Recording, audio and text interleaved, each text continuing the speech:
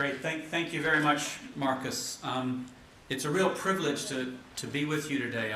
Marcus and Terry came down to visit me a couple of months ago and began to describe your work. And I've been involved in a number of global networks over the years, and I've done a lot of citizen monitoring kind of work. And I have to say I'm deeply impressed at what you all have been able to do in a short period of time to mobilize globally to bring a citizen's voice in monitoring disaster risk reduction policies and bring the views from the front line. I heard this Clinton story going around sometime maybe over the lunch. I actually ran quite a large project in the United States at one time, which was similar because we were mobilizing grassroots citizens to monitor President Clinton's program for dealing with poverty in America. And it was called the Empowerment Program. Of course, the U.S. government doles out empowerment in zones. So you had little blocks of the country that were called empowerment zones. But communities were asked to monitor whether or not those programs were actually getting to the people. And it was very interesting under that administration. Just a little anecdote, at the end of the program, we had a champion in the government, and when the champion left, we were doing what we call participatory evaluation, right? We were getting people's voices to see what was happening. They said, we want to get people's voices to see what's happening on the ground. They called it Ground Zero, and this was before 9/11. And that's what we did. That's what we mobilized in the national level, just like you all are doing on the global level, to bring people's voices to the policymakers at the top. Then, unfortunately, we lost our champion in government, and they sort of challenged us as to what we had been doing. And we explained the process, and this new bureaucrat said, participatory evaluation. I thought that meant that we evaluate how they participate. And of course, what you're doing is turning this around to say, no, you're trying to bring the voices of people themselves to monitor and evaluate how policies are affecting their lives. So I've been asked to do a lot. We're going to try to do it in a couple of sessions. Translators, I tend to get excited and speed up, so if the translation is not working, please raise your hands, or anybody, if there's an unclarity, if I need to slow down, let me know. Right, let's get going. I want to pick up on something that I saw in the mission statement that Terry had been circulating, which I think you're discussing later today. A mission of the global network to contribute towards the building of resilient nations and communities. And the part in bold is important, by putting the concerns, needs, and priorities of vulnerable people at the heart of disaster risk reduction policy and practice. Okay? Put the voices, needs of vulnerable people at the heart of policy and practice. Or I think somebody in the previous report back that you just gave said it a bit more simply, Terry. Maybe you can put that in your mission statement. It says, we want to do it with them rather than without them, somebody just said. Now, I don't know a lot about disaster risk reduction policy. That's your job. But I have, over the last 30 years, really focused my activist work as well as my academic work on the question of how do you respond to the needs of vulnerable people in a way that they define, that they participate, and how do you do that in a way that changes policy and practice? So that's what we're going to focus on in a little dialogue today. Before coffee, I'm going to share a little bit about what do we mean by participation and how does that link to the policy process. After coffee, we're going to talk about how do we engage with power. Because in my view, you can't deal in most societies with strengthening the voices of vulnerable people without quickly engaging with power relations. We have a kind of a mainstream notion of what participation is these days, which has taken power out of the equation. Our feeling is that genuine people's participation also involves dealing with power. Okay, so we don't have much to do. Before coffee, we're going to deal with participation and policy change and get that sorted.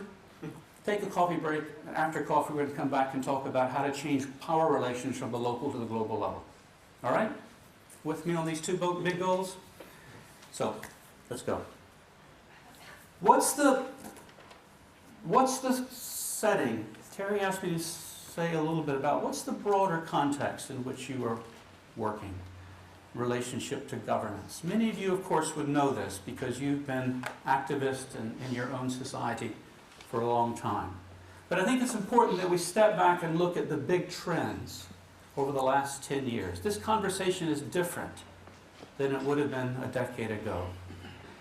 First of all, around the world, both in the North and the South, we recognize there's a real crisis of legitimacy of state institutions. We have a big development problem. To deal with large-scale issues like climate change or development, or disaster risk reduction or poverty, we have to deal with the big institutions that affect people's lives. And yet all the studies show, both North and South, that the more vulnerable people are, the least they trust those big institutions. So we have a problem. How can we solve problems of vulnerability and responding to the needs of the poorest in the community on a scale that requires big institutions by working with the institutions that the people distrust the most? That's our first problem. Now, secondly, we've got another problem that you all have already been wrestling with. In the last decade, the last 20 years, governance has shifted from local to national to global levels. Not shifted, but been added to. And globalization has created new forms of authority and power and decision-making space, so that we have to learn how to work from the local to the national to the global, not either or, but simultaneously. Second problem. Thirdly, we have an opportunity. That is, because of this decline in legitimacy, because of the shifting authority brought on by globalization, we actually see new opportunities for redefining the relationship between citizens, and by citizens I don't mean people with passports. By citizens I mean people with rights. And to me, any human being has a right, regardless of their passport. So when I use citizen, I'm not using it in that exclusionary way. I'm using it as people, vulnerable people with rights. So our challenge in whatever policy work we're doing, whatever engagement with states, is fundamentally about how do we change this relationship of power between people and the institutions which affect their lives. Now, in doing this, some important changes have also happened. Who makes policy? Terry started by saying, well, we're dealing with nation states and we have a sort of social contract between citizens and governments. Yes, that's true. National governments are critical. But if we'd been having this workshop a decade ago, we would have been talking about government. Now we're talking about governance. And what is governance? What's that shift? There's been the growing recognition that decisions in society are not made only by government, but they're made by multiple actors, sometimes civil society and governments, private sector, all coming together in governance networks. So you are part of a governance network already yourselves. Secondly, how are voices heard? How do you communicate voices? In those of you who live in democratic societies, we have an old model, I should say, and this is including in the UK, where the idea is that one elects representatives every 4 or 5 years, and they have the business of governing. And the job of citizens is just to show up and have free and fair elections and then to go home and let them get on with the job.